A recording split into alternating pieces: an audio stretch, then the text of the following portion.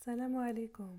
الوصفة ديال اليوم من الزمن الجميل، مسمن بشرمولة سهل، مكونات بسيطة ومتوفرة، عجين ناجح من أول مرة بدون دقيق أبيض، ولكن مذاق غزال. الريحة ديالو منين كيكون كيطيب شهوة منها. تقدميه في رمضان وتا في الأيام العادية مع شي براد أتاي مشحر. يا سلام. تبعي معايا المقادير والطريقة ديال التحضير باش ينجح معاك من أول مرة. غادي ناخدو 600 غرام ديال دقيق الفينو، غادي نزيدو عليها واحد 4 غرام ديال الخميرة، الملحة على حسب الذوق،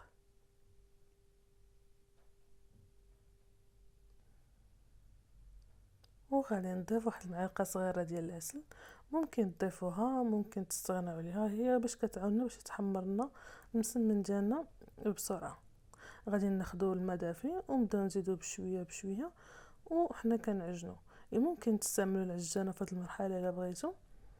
تنجمعوا العجينه ديالنا.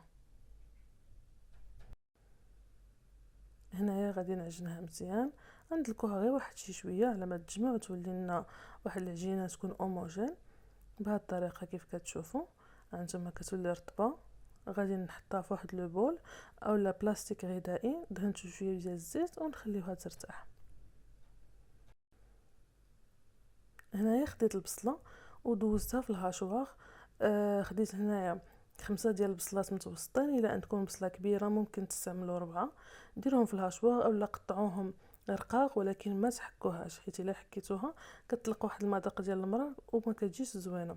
غادي نضيف لها زيت البلديه ونحركها حتى تهبط مزيان. هنا بعد ما تشحرت لنا البصله ديالنا، هانتوما راه نزلت لا كونتيتي بزاف. غادي نضيف هنايا التوابل. غادي نبدا بالتحميره اول حاجه.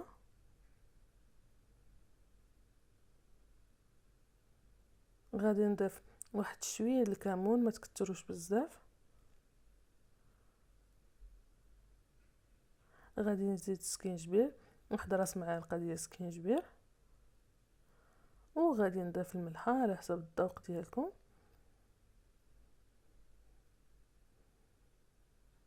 وهنايا غادي نزيد الربيع، غادي نزيد القزبور المعدنوس، تقريبا معلقه كبيره عامره القزبور ومعلقه كبيره عامره ديال المعدنوس. وغادي نضيف واحد شويه الزيتون اللي قطعته صغير. حاولوا تقطعوه مزيان باش الا درتوه كبير يقدر يبقى يقطع لكم المسمن تكونوا كطيبوه. صافي هنايا شحرنا البصيله ديالنا. غادي نديروها في واحد لو بول ونخليوها تبرد تماما. الى عجبوكم الوصفات ديالي ما تنساوش ديروا سبسكرايب وتفعلوا الجرس وتقولوا لي شنو بغيتو الجديد. وإلا جربتوا شي وصفه من الوصفات تشاركوا معايا كي جاتكم. وشكرا. عمركم ما تستعملوا الحشوه ديالكم تكون سخونه، حيت غادي ترخي لكم العجينه وما غاديش يجي يكون المسمن ديالكم مقاد مزيان، وغادي صعاب عليكم ملي تكونوا كتقادوه. هنا بعد ما ارتاحت لنا العجينه انا خليتها تقريبا واحد الساعه. ممكن تخليوها مده اقل ممكن اكثر. دهنت هنايا القصعه ديالي بالزيت والزبده. انا استعملت شويه زيت البلديه والزبده، ممكن تستعملوا اللي بغيتو. وغادي ندير كويرات على حسب الحجم اللي بغيت. بالنسبه لهاد الكميه اللي استعملت فهي خرجت ليا 10 ديال المسمنات بواحد الحجم متوسط. بغيتيهم يكونوا كبارين كتر فغادي يخرجوا لكم قل، الا بغيتيهم ديروهم غير صغيورين فممكن. غادي ندهنهم هنا بالزيت والزبده وغادي نغطيهم. بعد 5 دقائق بديت كنشكلهم، كندهن سطح العمل بشويه ديال الزيت والزبده. وغادي نطلق المسمن ديالنا مزيان. كيف ما كتشوفوا هنايا العجينه كتعطينا الطو، يعني ما كتبقاش كتمدد. كنكمل بهذه الطريقه حتى كنطلقها مزيان مزيان. تاكدوا خصوصا من الجوانب باش منين طويوهم ما يجيكمش الجوانب غلاضين. هنايا كتشوفوا العجينه كدير واحد الفقاعات. هنا كنتاكدوا ان العجينه ديالنا راه ناجحه 100%. هنا بعد ما طلقتها غادي ناخذ واحد الحشوه، واحد الكميه، وغادي نديرها في الوسط. ممكن توزعوها على المسمنه كامله، انا كيعجبني نديرها في الوسط. غادي نقادها بيدي وغادي نطوي المسمنه ديالنا، نطوي الجانب الاول موراها الجانب الثاني. هنايا ما غاديش ندير الجوانب بجوجهم في بلاصه واحده كيف ما غادي تشوفوا.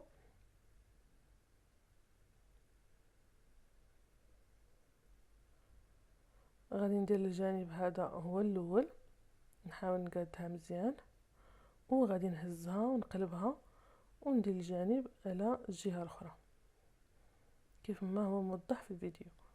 وغادي نكمل بهذه الطريقه هذه تنسالي الكميه اللي عندي.